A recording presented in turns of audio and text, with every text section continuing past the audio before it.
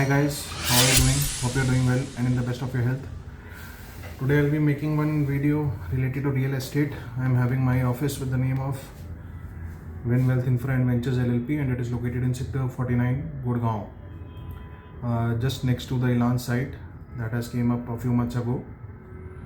So I'll be talking in general about real estate and my past experiences as an investor and how you should do your investments and what you should be careful about before investing. So let's start. Today I'll be talking in general about real estate sector and the way one should plan the investments involved. First, decide your budget. Delve deeper to know the purpose of investment, because if you don't know the purpose of the investment, then it is totally useless.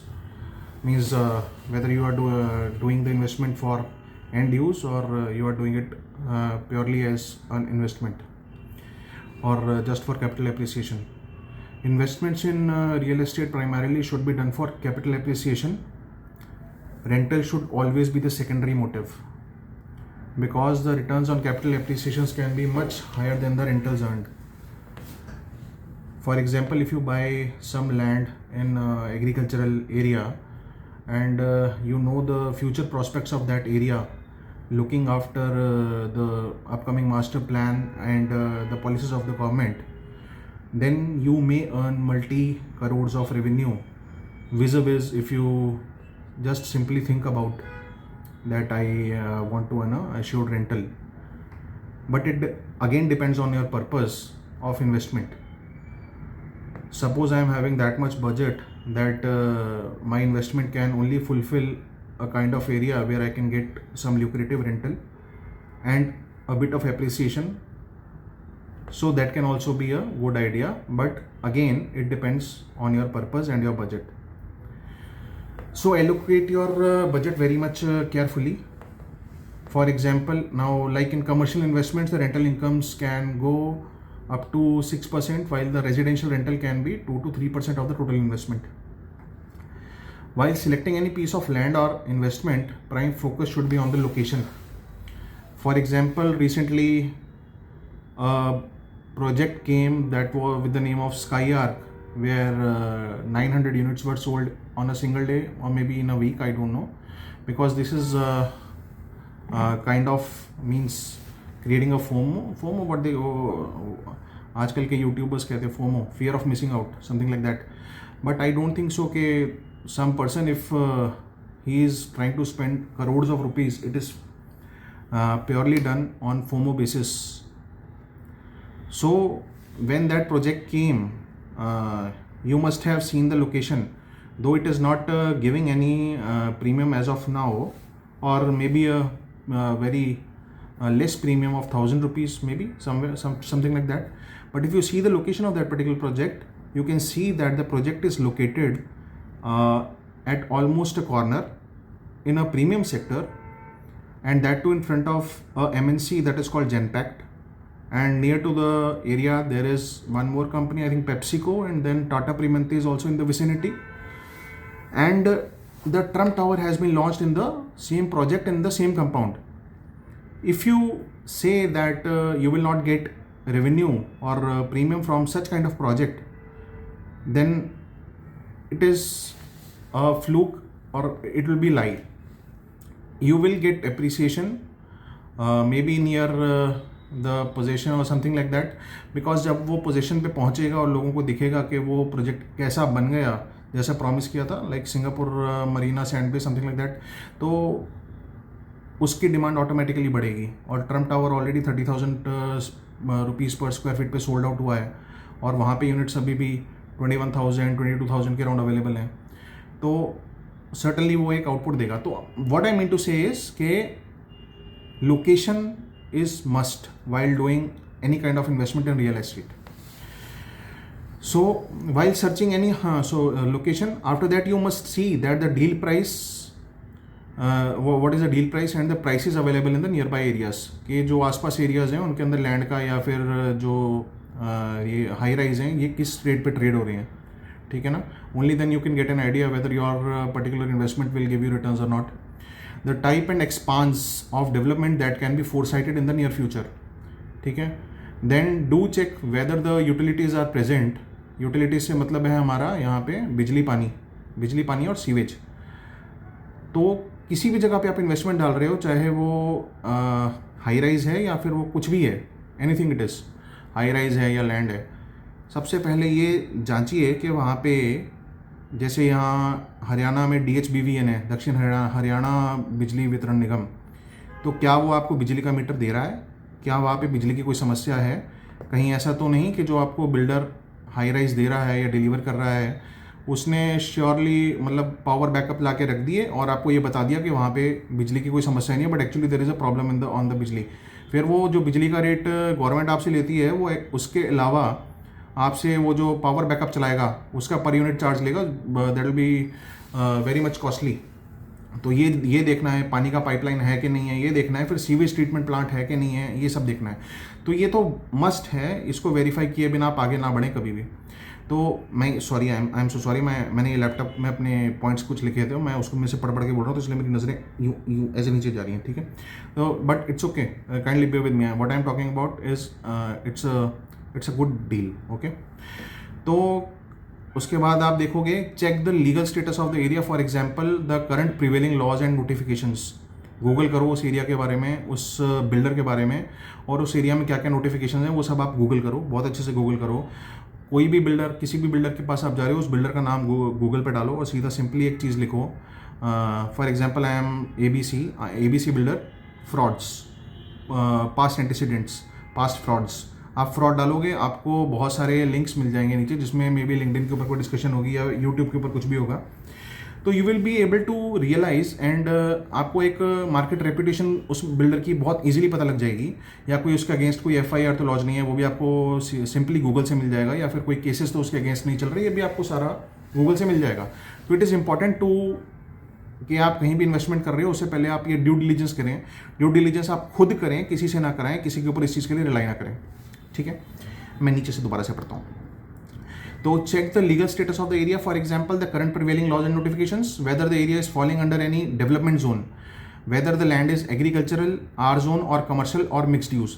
अभी recently क्या हुआ, मेरा एक matter था, एक मेरे client का, वो नजफगढ़ में बेस्ड थे, उनको किसी क्या होता है ना, दिल्ली में लोग जो प्रॉपर्टी डीलर्स हैं उनके साथ बहुत लंबा चलते हैं, क्योंकि वो उनके ऊपर बहुत ज़्यादा ट्रस्ट करते हैं। तो कई प्रॉपर्टी डीलर्स जो अच्छे नहीं होते हैं, वो इसी दिन का इंतज़ार कर रहे होते हैं कि एक दिन आएगा जब मैं इसे एक साथ इस मुर्गे से बहुत अच्छा एक ही कट में बहुत सारा निकाल लूँगा। तो what happens in that scenario, तो उस केस में क्या हुआ था कि उन्होंने एक लैंड का पीस उनको अपने क्लाइंट को दिलवा दिया। तो वो जो लैंड का पीस था वो एग्रीकल्चरल था। तो दिल्ली में बहुत ज़्यादा इतना मतलब GPA की बहुत सारी प्रॉपर्टीज़ हैं, और उसने भी ये सोचा, जो इन्वेस्टर था, कि भाई हम लोग इसमें जो GPA वाली एरियाज़ हैं इसमें इन्वेस्ट करते हैं, यहीं से आपको ज़्यादा वो आएंगे, क्या रिटर्न ज़्यादा वहीं पे आएंगे, क्योंकि बाकी सब जगह तो रेट्स ऑलरेडी बढ़ चुके हैं। तो जब उन्होंने वो ज़मीन ले ली, और जिसने वो ज़मीन बिकवाई उसने ये बोला, उसने ये कमिट किया कि विद इन 1 से 1.5 महीने के अंदर अंदर वहाँ पे कोई एक पर्टिकुलर पैच ऑफ लैंड था, मे बी 4 से 5 एकड़ का, तो उसके अंदर बाउंड्री हो जाएगी, या फिर आप 1 महीने के अंदर अंदर उसके अंदर बाउंड्री करने के काबिल हो जाओगे, वहाँ पे आप बाउंड्री कर पाओगे। उस टाइम पे वहाँ पे बाउंड्री नहीं थी, पर हुआ यही कि आप ने एक आदमी के ऊपर अंधा भरोसा कर लिया, उसने आपको सारा मतलब अंधा भरोसा क्या कर लिया, वो आपको 20-30 साल से जानता है कोई आदमी, तो आप उसके ऊपर भरोसा तो करोगे ही। तो हुआ उस केस में यही, और जब 1-1.5 महीना बीत गया, सबने पूछना शुरू किया कि भाई यहाँ पे बाउंड्री क्यों नहीं हो रही, तो वो जो डीलर था वो पगला गया, और उसने मतलब कि बुरा भला बोलना शुरू कर दिया सबको हर चीज़ के लिए, कि भाई हम उसके मतलब वो इस चीज़ के लिए जिम्मेदार नहीं है।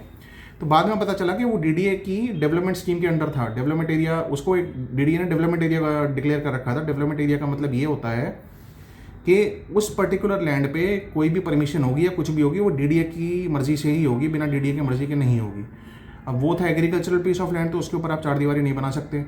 जिसने कॉलोनी काटी थी उसने लोगों से पैसे ले करके 4 दीवारियाँ कर दी, वो 4 दीवारियाँ करी, with in 15 to I think 20 days वो DDA वाले वहाँ पे डिमोलिशन करने आ गए, डिमोलिश करके चले गए। सबका बड़ा भयंकर नुकसान हो गया, प्लॉट्स के रेट टूट गए, जो आप रेट एक्सपेक्ट कर रहे थे या जिस पे आपकी डील हुई होगी वो सारा का सारा वो क्रैक हो गया। तो हमने उनको वहाँ से निकलने में मदद की। वो एक डेवलपर का था VCPL was Virendra construction private limited something like that, जो स्मार्ट वर्ल्ड अभी कंस्ट्रक्ट भी कर रहे हैं, उन्होंने वो डेवलपमेंट काटी थी। उसके बाद उसमें ये जो फर्दर जो वो लोग थे, मतलब वहाँ के जो लोकल डीलर्स थे, उन्होंने ये सांठ गांठ करके आपस में इस तरीके से लोगों को वो प्लॉट बेचे। ऑब्वियसली उसमें अच्छा मुनाफा कमाया भी होगा, क्योंकि हमारे इंडिया के अंदर सबको पता है कि एक पैरेलल इकोनॉमी चलती है। वो पैरेलल इकोनॉमी किसी से हिडन नहीं है, उस पैरेलल इकोनॉमी में लोग बहुत ज़्यादा कमाइयाँ करते हैं। तो मूविंग ऑन नेक्स्ट, तो उसके बाद हाँ, check the property taxes involve. आप ये चेक कर लो कि वहाँ पे आपको प्रॉपर्टी टैक्सेस कितने पड़ेंगे जब आप प्रॉपर्टी खरीद लोगे। खरीदने के बाद में ये चेक करने का कोई लॉजिक नहीं है, पहले चेक करो फिर खरीदो। And then check the master plan in case you are investing in an agricultural piece of land. Master plan जरूर चेक करो कि भाई एग्रीकल्चरल लैंड का फ्यूचर क्या है, तो वो चीज़ आप बहुत ध्यान से करो। After that you can also invest in warehouses, industrial lands, logistic parks where it is expected that industrial revolution may come. अब जैसे कि हमारे खरखौदा के अंदर एक फैक्ट्री तो आ गई भाई मारुति की, उसी के नाम पे सारी दुनिया वहाँ पे चलती चली जा रही है। बट यू मस्ट सी कि आप इंडिया के अंदर आप ये देखो कि इंडस्ट्रियल ग्रोथ कितनी आ रही है और कितनी इंडस्ट्रीज या कितनी मैन्युफैक्चरिंग बढ़ रही है। आईटी इंडस्ट्री हम लोग जानते थे गुड़गांव में और नोएडा में ऑलरेडी प्रेजेंट है, तो हमने आईटी पे दाव लगाया और रियल एस्टेट के दाम आपको गुड़गांव में बढ़े हुए पाए। तो सेम वे आप ये भी देखो कि इंडस्ट्री कितनी बढ़ेगी या कितनी मतलब आपको क्या स्कोप लग रहा है इंडिया में, इंडिया के मैन्युफैक्चरिंग हब में। तो तभी जब मैन्युफैक्चरिंग बढ़ेगी तभी तो वो सब जो वेयर हाउसेज हैं और वो जो इंडस्ट्रियल लैंड्स हैं वो बिकेंगी, या फिर वेयर हाउसेज के अंदर वेयर हाउसेज खुलेंगे। तो ये चीज़ आपके लिए एनालाइज करना बहुत इंपॉर्टेंट है। जैसे आप शेयर मार्केट में एनालाइज करते हो, जब आप शेयर मार्केट में इन्वेस्टमेंट करते हो तो आप शेयर्स के लिए जो कंपनी है कोई एक पर्टिकुलर, तो उसका पास्ट एंटीसीडेंट चेक करते हो, उसके profits and losses PNL account check करते हो, बैलेंस ऑफ पेमेंट चेक करते हो। तो ये सब चीज़ें आप चेक करते हो ना, तो सेम वे आपको रियल एस्टेट में भी ये सारे चीज़ें चेक करनी है। दूसरों पर रिलाई कतई ना करें, आप खुद चेक करें। अगर आपको कोई अच्छा कंसल्टेंट मिल जाए, मेरे जैसा तो नहीं खैर, एनीवेज व्हाटएवर, तो ऐसा कंसल्टेंट मिल जाए तो आप उसको हायर ज़रूर करें, कंसल्टेंसी ज़रूर लें। Consultancy is must in real estate, but अपनी आंखें बंद करके या ब्लाइंडली कोई काम ना करें, ठीक है। तो फॉर एग्जाम्पल, हाँ, व्हाट आई वाज सेइंग कि for example IT industry created real estate prices that we are watching today in Gurgaon and in Noida as well. Noida में भी उसी की ग्रोथ आई है आईटी की, और जो सेक्टर 62, 62 और उस तरफ के जो एरियाज हैं वो सारे के सारे उससे भरे पड़े हैं आईटी इंडस्ट्री से। वहाँ पे रॉकवेल ऑटोमेशन हुआ करता था। I used to go there for training when I used to be an automation engineer. Faridabad is an industrial area, hence the land prices are dependent on the industrial growth of the nation. Most of the properties are rented to blue collar servicemen. जैसे यहाँ पे Reliance met बिक रहा है और आप उसमें investment डाल रहे हो, तो ये याद रखिए वो सिर्फ ब्लू कॉलर अफोर्ड करेंगे। तो ब्लू कॉलर्स का जो रेंट है वहाँ पे रेंटल हमेशा कम रहेगा, ज़्यादा नहीं होगा। रिलायंस मेट के सामने कुछ नेट भी सुनने को आ रहा है, NET net, noble economic township, वहाँ पे काफ़ी देखभाल के इन्वेस्टमेंट करें। Gurgaon market has already seen great steep in prices, ठीक है ना, स्टीप ग्रोथ हुई उसमें, great growth in prices like 100 crore पर एकड़। So it is high time one should start looking beyond Gurgaon like Sohna, Manesar में भी इंडस्ट्रियल हब है, वहाँ पे भी आप जाके देखो। मैं सिर्फ ये M3M के लिए नहीं बोल रहा हूँ, M3M में तो जो हुआ सो हुआ। मानेसर इंडस्ट्रियल हब M3M के पैदा होने से भी पहले का है, ये बात याद रखिए, ठीक है ना। मानेसर M3M के आने से नहीं पॉपुलर हुआ, मानेसर पहले से ही एक इंडस्ट्रियल हब है, तो वहाँ पे फैक्ट्रियाँ पहले से ही हैं। तो HSIDC की भी वहाँ पे फैक्ट्रियाँ हैं, तो आप बहुत सारी इन्वेस्टमेंट्स वहाँ पे चेकआउट कर सकते हो, तो वो भी एक अच्छा एरिया है। सोना, मानेसर, पटौदी, फारूकनगर, रेवाड़ी, झज्जर, खरखौदा, फिर उसके बाद सोनीपत, पानीपत, अम्बाला, मोहाली के अंदर वो नया एयरपोर्ट एक आया, तो उसके बाद वहाँ पे एरिट्रोपोलिस करके प्रोजेक्ट चल रहा है। वहाँ पे काफ़ी अच्छी चीज़ें हैं, मतलब कि वो भी एक आपको थोड़ा सा एनालाइज करना चाहिए बिफोर इन्वेस्टिंग। अम्बाला भी एक अच्छा एरिया है, वहाँ पे भी वेयर हाउसेज आ रहे हैं। अगर आप उस तरह की इन्वेस्टमेंट कोई सर्च आउट कर रहे हो तो वो भी आप देख सकते हो, because these Tier 2 areas will be the next Tier 1 cities, क्योंकि Tier 1 के तो ऑलरेडी रेट बहुत ज़्यादा हाइप हो गए हैं।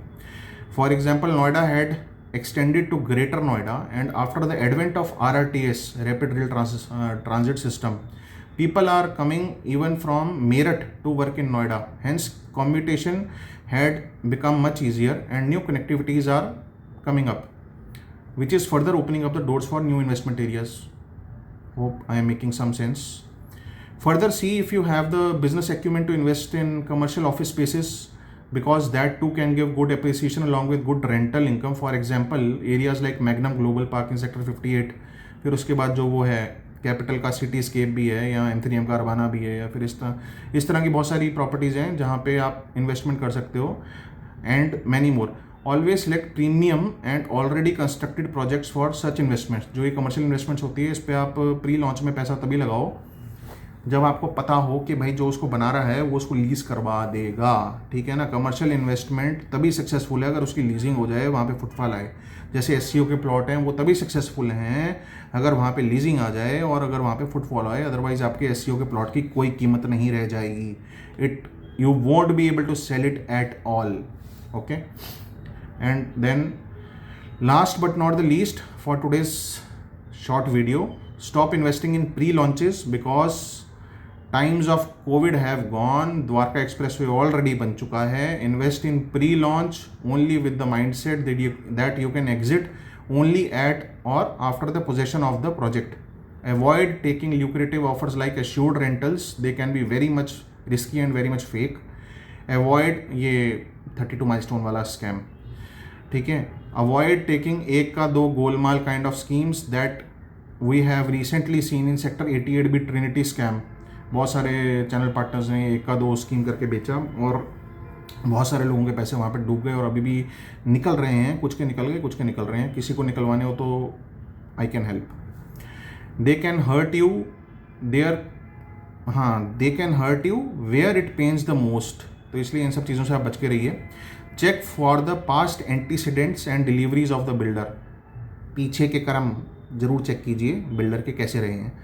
SCO plots are good, but select only that developer who have great experience of leasing and holds the leasing rights of the property. Avoid such channel partners who says आज पैसा डालो, एक साल के बाद प्रॉफिट के साथ एग्जिट करवा देंगे. That is again a scam. They do sales only after killing their inner conscience. उनको कोई फ़र्क नहीं पड़ता कि आप लोन लेकर के पैसे डाल रहे हो या फिर वो आपकी हार्ड अर्न मनी है. उनको तो एक बारी वो फर्स्ट इंस्टॉलमेंट दिलवा देनी है, उनका कमीशन आ जाएगा कंपनी से. उसके बाद आप जानो, आपका काम जाने, आपके पैसे जाने. तो be careful. Rest assured I am always present to guide you for your next investment if you are looking for one. Please call on below mention number on screen, जो कि मैं भी वीडियो एडिट करते हुए डालूंगा. If you are looking for expert advice on your next real estate investment, I won't be replying on the spot. I will take my own time to advise you so that your crores do not drown in the sea of lucrative offers of multiple channel partners. तो thank you. Namaskar.